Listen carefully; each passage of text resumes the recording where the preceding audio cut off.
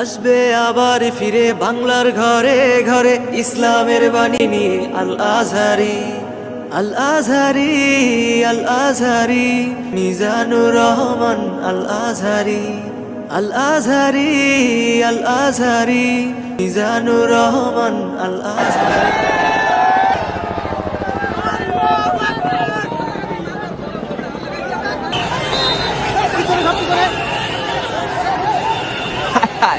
হায় হায়, পেকুয়ার অবস্থাটা একটু দেখেন, পেকুয়াবাসীর অবস্থাটা একটু দেখুন। মনে হচ্ছে কি যে সারা বাংলাদেশের মানুষ এখন পেকুয়ায় অবস্থান করতেছে। এটার কারণ কি? মিজানুর রহমান আজহারি 5 বছর পর আবারও সে মাহফিলের ময়দানে, পুরো মানুষ গম গম করতেছে। মনে হচ্ছে সারা বাংলার মানুষ পেকুয়াতে।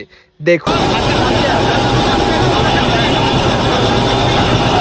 কিন্তু না, পেকুয়াতে শুধু পেকুয়ার মানুষই আছে, আর হয়তো কক্সবাজার এইসব আশেপাশে যেসব জায়গা আছে ওইখানের মানুষ।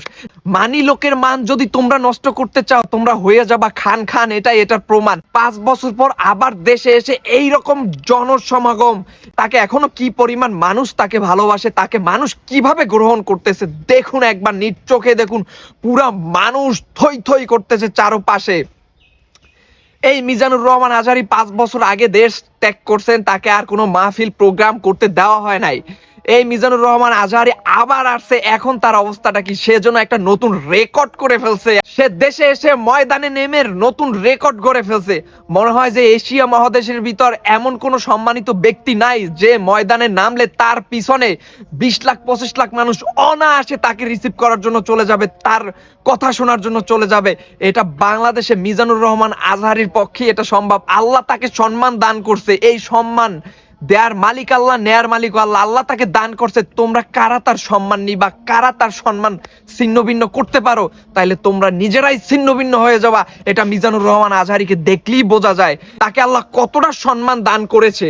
ভাই, তোমরা মিজানুর রহমান আজহারিকে দেখতে এসেছো, তাকে রিসিভ করতে এসেছো, কিন্তু তোমরা ধাক্কাধাক্কি করে নিজেরা কোনো দুর্ঘটনা ঘটায়ো না।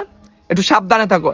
আর মিজানুর রহমান আজহারের উচিত, এত জনপ্রিয় একজন মানুষ, তার অবশ্যই উচিত রাজনীতি করা। যার ভিতরে কোরআনের পরিপূর্ণ জ্ঞান আছে, পরিশুদ্ধ জ্ঞান আছে, তার থেকে রাজনীতি বা কে ভালো বুঝতে পারে? অতএব মিজানুর রহমান আজহারি শুধু মাহফিল করলেই চলবে না, তার যে জ্ঞান আছে, তার যে প্রজ্ঞা আছে, এটাকে রাজনীতির মাঠেও কাজে লাগাতে হবে।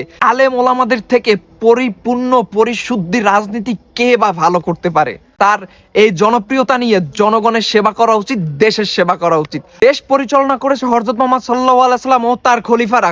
কত সুন্দরভাবে না তারা দেশ পরিচালনা করেছে কোরআনের আলোকে। অতএব যার ভিতর যত কোরআনের জ্ঞান বেশি আছে, সে তত পরিশুদ্ধভাবে দেশ পরিচালনা করতে পারবে।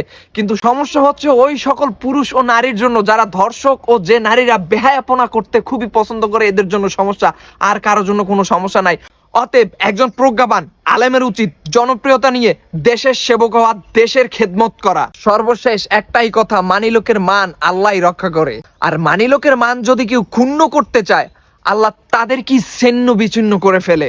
অতএব সাবধান, আলেম ওলামাকে শত্রু বানাইতে যাইও না, তাহলে স্বয়ং আল্লাহ তোমাদের শত্রু হয়ে দাঁড়াবে। আলেম ওলামাদেরকে সম্মান করো, শ্রদ্ধা করো এবং ভালোবাসো।